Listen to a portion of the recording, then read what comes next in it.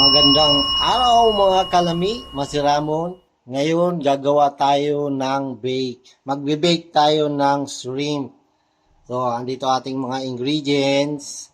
Meron tayong tinatawag dito na tiger prawn. 4 na piraso to. Tapos, andito yung mozzarella cheese. Tapos salt and pepper mix na. Tapos meron din tayong french fries and mustard dressing. So, lalagyan na natin ito ng salt and pepper.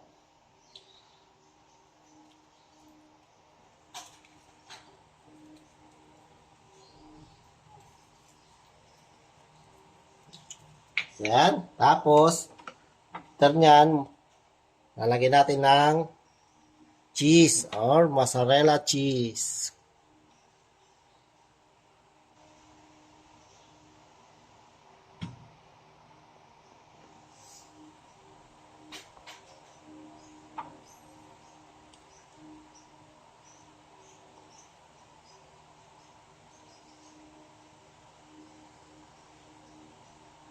Yan, lagay lang natin lahat ng cheese. Ito na yung prawn na linagyan natin ng mozzarella cheese. So, ibibake na natin to. Lagay na natin sa oven. Yan. Cook natin hanggang mag-melt yung cheese. Ito naman, ipapry na natin tong fries. Gagawin natin french fries. So, nag-preheat na rin tayo ng oil. Lalagay lang natin dito.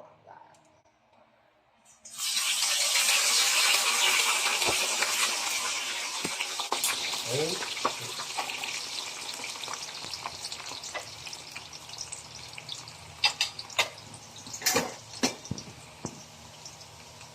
Cook natin hanggang mag-golden brown.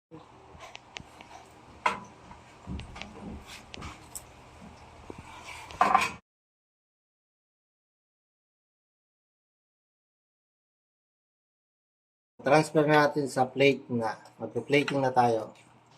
Ito na ang tiger prawn baked with mozzarella and french fries and honey mustard dressing.